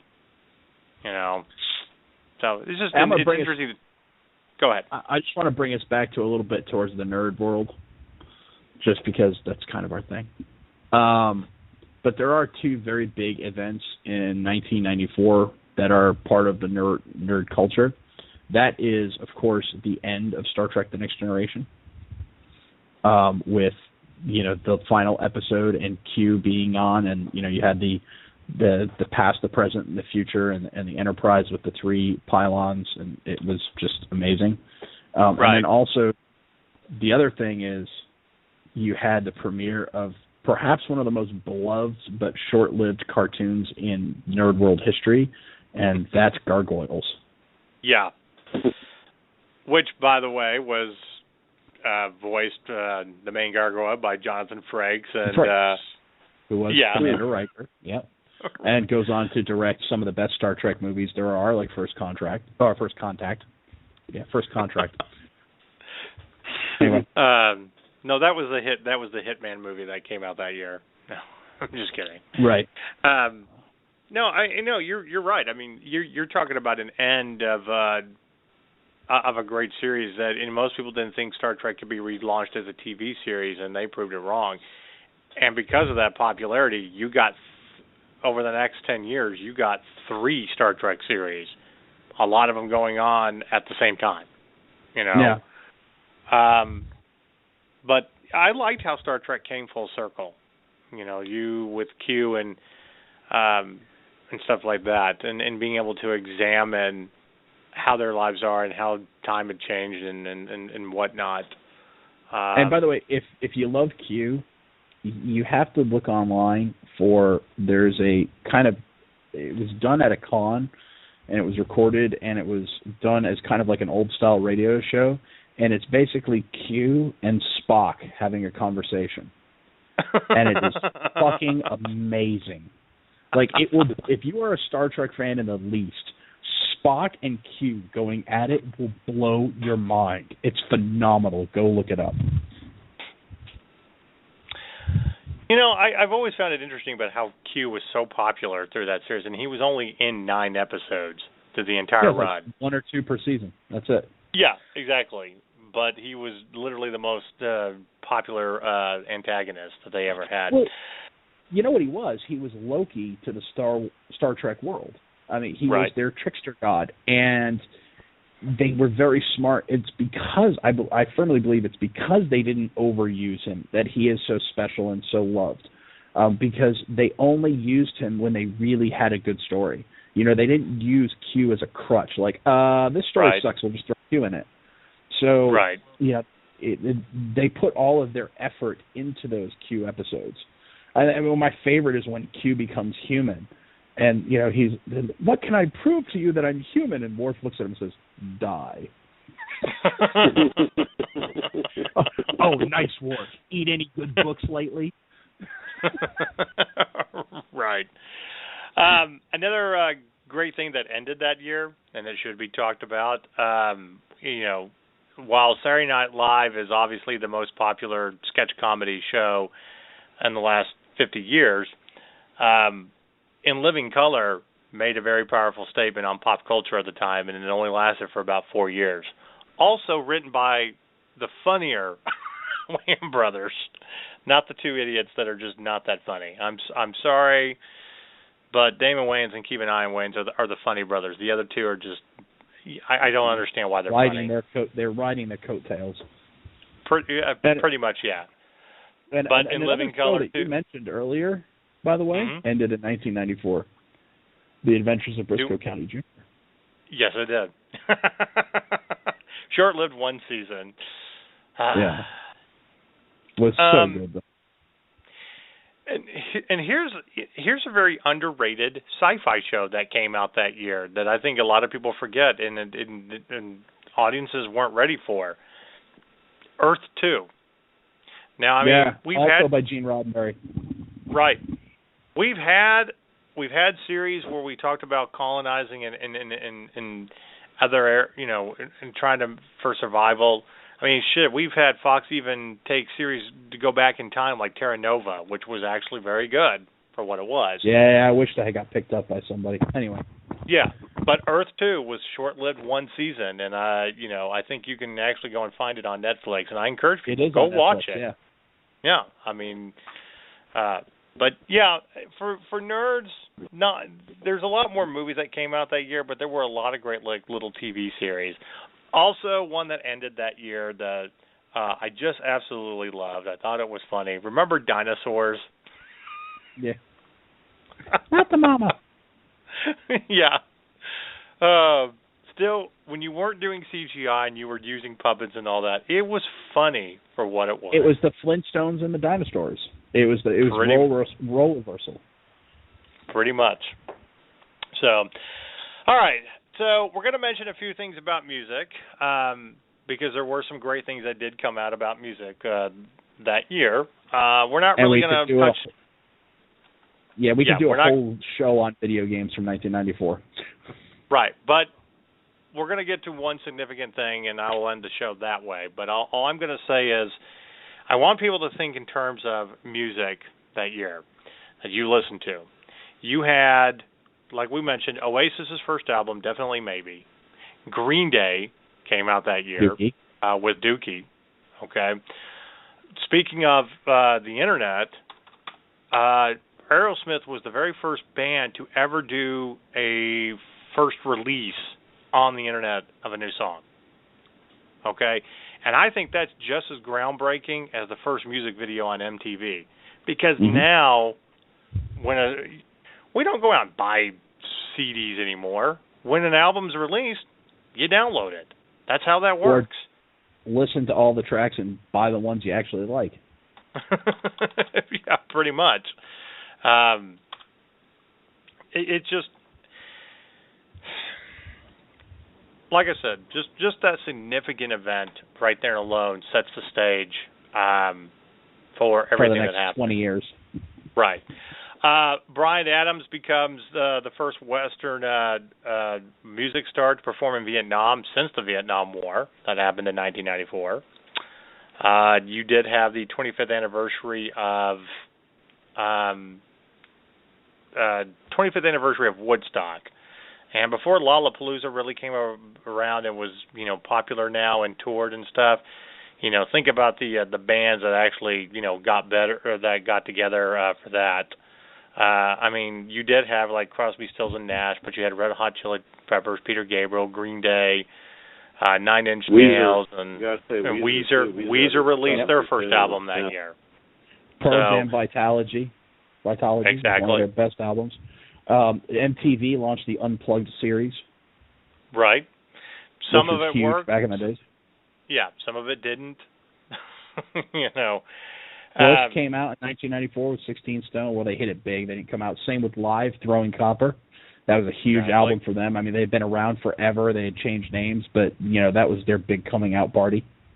Right. And I don't mean to lose, man. I don't mean to lose any cool points here, but I'm a fan of Seal, and Seal released his famous album in 1994 either, which I Kissed from a Rose, which was huge. So, just for my own personal, just for me personally.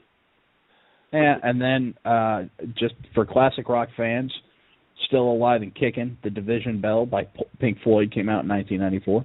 It was also the last time the band actually toured together, and the band Gold minus Laser Roger Light Waters. Show, Foxborough Stadium, sophomore year of high school. It was amazing. Yeah. But I still think that probably the biggest music event that year, besides Pink Floyd and their last album and touring, the Eagles got back together, and one of the greatest live albums ever, Hell Freezes Over. Hell Freezes Over. Yeah, and that was record-breaking for that time of concerts being sold out and having to keep adding on, and they haven't broken up since then. I mean, they fired one of their members, but other than that, I mean, they've still been touring for 20 years. Even came out with a new album a few years ago, but it was a very significant event, and it's always interesting to talk about. Them looking like, well, will people really still like our music? Yeah, they just did a tribute album to you. and then there was the first punk band that had a lead singer who had a PhD in microbiology, Offspring.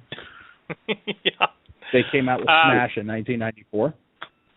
For all you Weird Al fans out there, here's something. The Supreme Court ruled that you didn't have to have a license to do a parody song. So and it was Two Live Crew. It was actually the people who owned Roy Orbison's estate who sued Two Live Crew for doing a parody on Pretty Woman. And anyway, they lost, and they were like, no, you don't need a license to spoof a song. And thus, Weird Al Yankovic was born and pretty much has spoofed every great big song. Dave Matthews Band, Under the Table and Dreaming, still one of my favorite albums of all time. Yeah. So, I mean, just like I said, we could talk a lot more about music. I mean, there is actually quite a bit of stuff that happened, but we're hitting some highlights for you, and we'll definitely go back and explore it. As I said, there's just a whole lot of stuff about 1994 that really makes it one of the greatest years in entertainment. And probably one of the best years.